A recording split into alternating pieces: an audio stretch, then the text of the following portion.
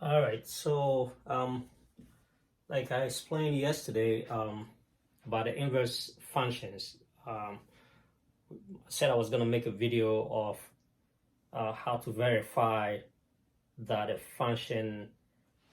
given function is an inverse of another function. So straight to the point, apart from the fact that you can, another way to verify that a function is an inverse of another function is to first to replace the f of x with y, and then once you have y equals say 2x plus 3, and it change the the x and y, and then you solve for y.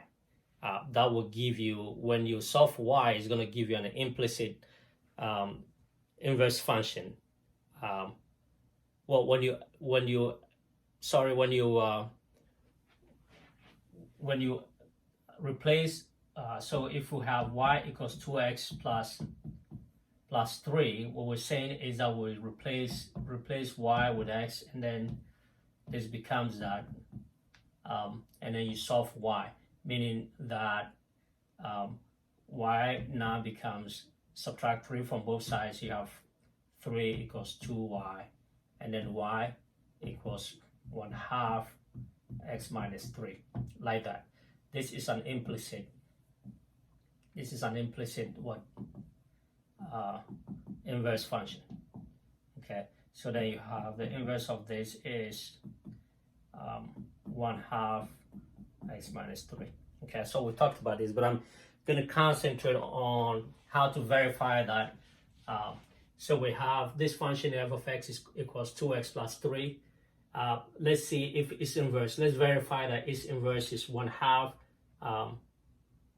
1/2 equals 1/2 into parentheses 3x minus 3. Okay, so that is what we're going to verify. And to verify this, we've said that you have to show that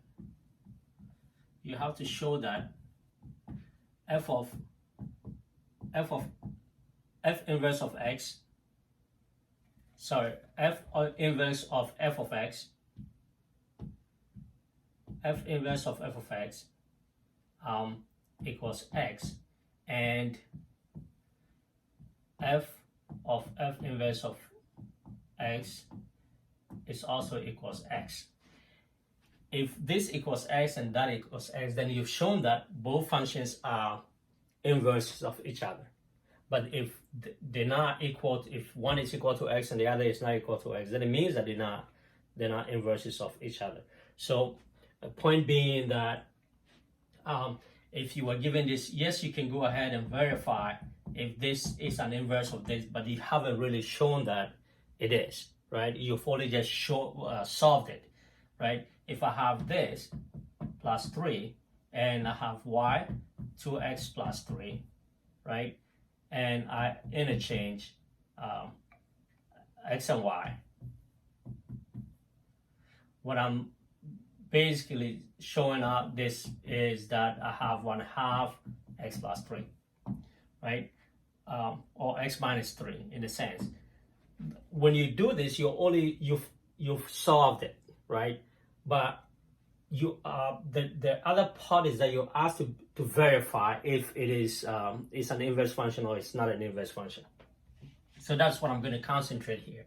So like I said, if you can show that f inverse of f of x equals x, and f of x and f of f inverse of x equals x, then that is an inverse of each other.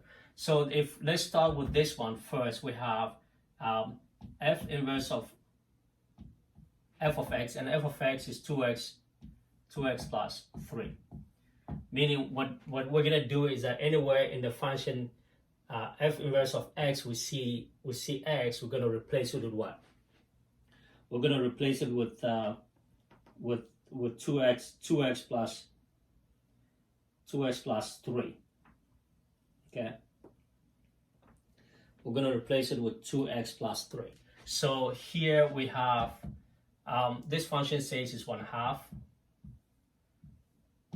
and then we're going to replace x with all that is 2x plus 3, right? And then we have minus 3. Okay, so if we have this, let's go ahead and open the parentheses in here. And so we have 1/2 2x plus 3 minus 3, which cancels out this. So you have 1/2 2x, which is the same as x. So you've shown that the f inverse of f of x actually gives you x. But now you have to do the same for this guy. F of f inverse of x, you have to also show that that is also x, and that is what we're going to show. So let's now look at f of f inverse of x, which is the same as f of this function here, right? 1/2 x minus 3. That's what we're going to show. So it means that anywhere in the function of f of x we see x, we're going to replace it with what? All that. We're going to replace it with this. So then we have this one says it is 2, and we're replacing x with all of this. So we have 1/2 x minus 3, right? And then plus 3. Okay, and straightforward, you see that 2 is multiplying the whole thing in the parentheses, right? So we can safely cancel out this 2 cancels out. So what we're now left with is x minus 3 plus 3, which is x. So you have shown that f inverse of f of x equals x, and f of f inverse of x is also equals x. So this is how you show it. So pay attention to how you go about this. Okay, I will show another one more example, and you see how that is done.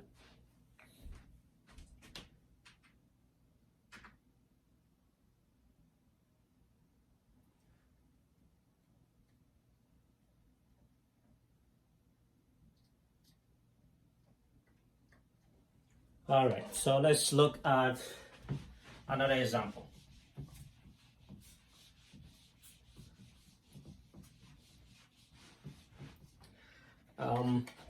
Let's verify that the inverse function. So let's verify that the inverse function. Verify that the inverse function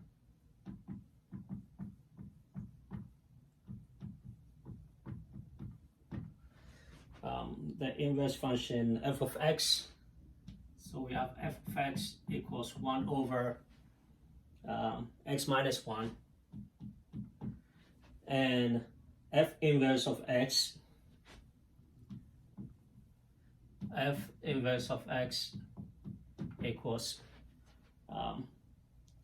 equals 1 over x plus 1. This is what we're going to verify. Okay, so that again, we know that the domain of f of x is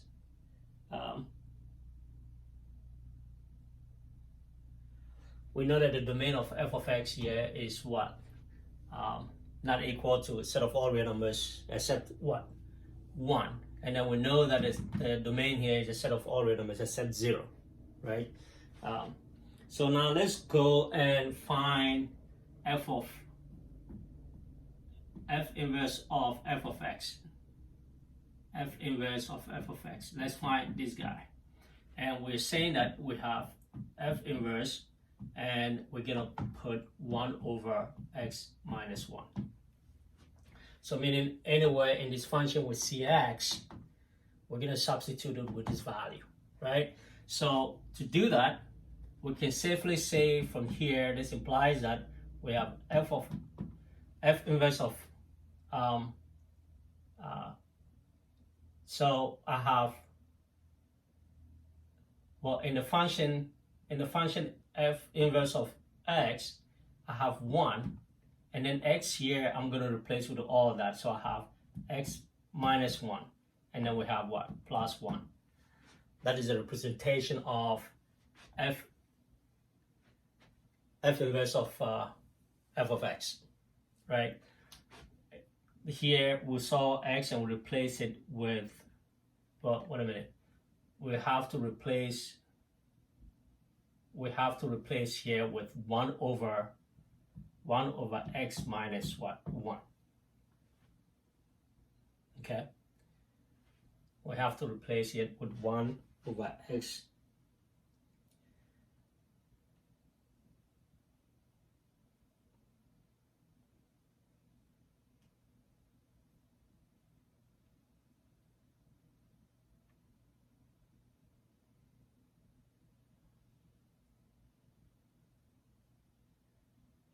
So now when you have this here, your main goal is take care of this, what do you call it? This, what do you call a complex rational function? Okay, take care of this first. And so basically what this means is that you have 1 divided by 1 over what? X minus 1. That is what it means, right? And that is the same as saying that 1 times x minus 1 divided by 1. So basically this whole thing becomes x minus 1 plus 1. Okay, this whole thing is the same as x plus x minus 1, or basically if you don't want to do that, you can multiply the top and the bottom by x minus 1 and you still come down with this. So if you do that, this is going to cancel out and then you have what? X here. Okay, so you've shown that that is x. Now what we're going to do is we're going to verify the function f of x, f inverse of x, which is, I have the function f, and I'm gonna put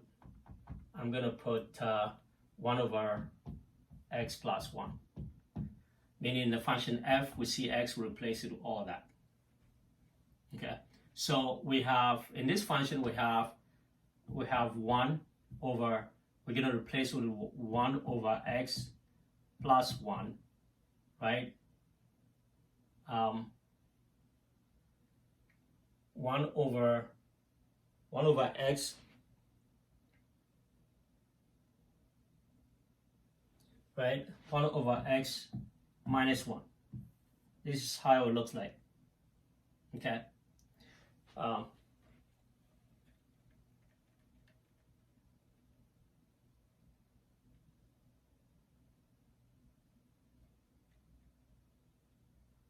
So if we have this, what we could do is we can open the parentheses and then we have 1 over x plus 1 minus 1, which this one will cancel out. So all that you have is 1 over x, 1 over x, which is the same as x. So you've shown that this function here and this inverse function are inverse functions of each other, or f of x is an inverse function of this function here. Okay, so basically you've shown, and by showing is that you have to prove that when you solve f of f inverse of x, that gives you an x. Your solution is an x, and when you solve of what f inverse of f of x, that should also give you what? An x. So this is how you show that two functions are what? To verify that functions that are inverses of each other. Okay, so Hopefully that helps with what I was trying to explain yesterday. And we also got to, and I'm going to move to section 2.3 when we got to exponential function, how to solve exponential function. We solve an exponential function.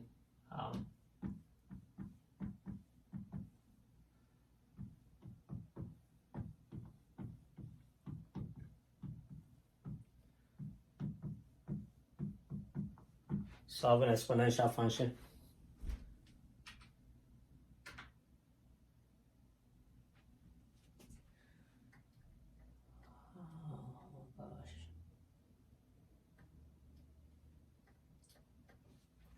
Okay, so let's say that we have a function. Solve this exponential function. Solve the exponential function 4 raised to the power 2x minus 1, I believe, equals 8 to the x. Equals 8 to the x, right? This is an exponential function, and how do we solve this? We can't solve this until we can make this basis the same. And solution, I can make the basis the same by saying that 2 raised to the power 2 is the same as 4 raised to the power x minus 1, right? I can say that this is 4 raised to the power that, and I can also say that 2 raised to the power 3 also raised to the power what? X. So since the bases are the same, it means that I can equate the exponent also. So the exponents are 2x minus 1 equals what? 3x. This now looks like an equation you can solve. So we have 4x minus 2 equals 3x, and subtracting 3x from both sides, I have 4x minus 3x, right, minus 2 equals 0. And that will give me x minus 2, implies that x equals what? 2. Okay. If you want to show that it's true, go back and substitute 2 here. If I substitute 2 raised to what? 2 times this minus 1. That is 4 minus 1, which is what? 4 minus 1, which is 3. So that's 4 to the what? 3. And then I have 8 to the 2. This is what? 64. This is 64. So you have shown that. Okay. So that's how you solve exponential equations. Let me give you one more example, and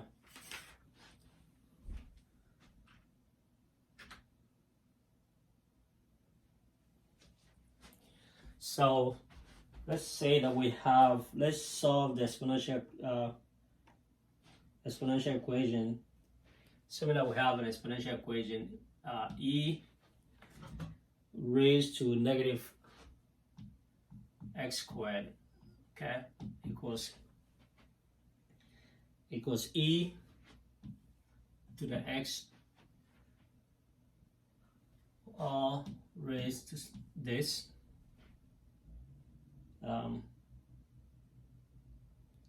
times 1 over e raised to the third power, e to the third.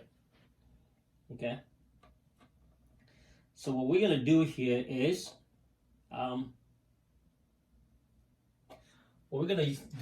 let's concentrate here, right? Let's concentrate on the right hand side. And the right hand side, I have this this reciprocal of e raised to the power 3, right? So I can write this as this. Obviously, I can write it as 2 e raised to the what? 2x, right? That we can write it because this times this. To write it, and then we can also write this as e raised to the power what? Minus 3. Because e raised to the power minus 3 is the reciprocal of this. Okay, so now you have on the right hand side you have e raised to the power 2x and times e raised to the power 3, meaning the bases are the same, so I can add the exponents, right? Remember we had the laws of exponents where you have a to the s times a to the t was the same as what? A to the s t. Sorry, was the same as s plus t. Okay, we said also that if you have a to the s divided by a to the t is the same as a to the s minus what? T. Okay, so these were the rules that we talked about yesterday. So we're gonna use our rule here and apply that. So now we have e raised to the power 2. It's gonna be e raised to the power 2x minus what? 3. Excuse me. So now I have on my right hand side e raised to the power 2x minus 3, and my left hand side I have e raised to the power negative what? X squared. Since the bases are the same, I can also, that means that the exponent are also the same. So I can equate e equals e, this will be equal to that. So I can have x minus x squared, excuse me, equals 2x minus 3. Now that looks like a quadratic equation. I'm going to add x squared to both sides. And so if I do, I'm going to have x squared, okay? I'm going to have x squared plus 2x minus 3 equals 0. Now that looks like a quadratic equation for you, and you can easily solve this. What are the factors here? It's going to be what? 3. It's going to be 3 and negative 1, right? So we have x plus 3 and x minus 1, right? That equals 0. So we have x will be equal to minus 3 or x equals what? 1. Okay. So the solution set for this is what do you call it? It's going to be minus 3. It's going to be minus 3 and what? 1. Okay. So that's your solution set. All right. So that explains what we're trying to get on online yesterday. So I'm gonna send out this video, and hopefully this helps with the understanding of how to verify that two functions are inverses of each other, and also will help with the exponential function. Okay, we'll talk to you tomorrow. Thanks.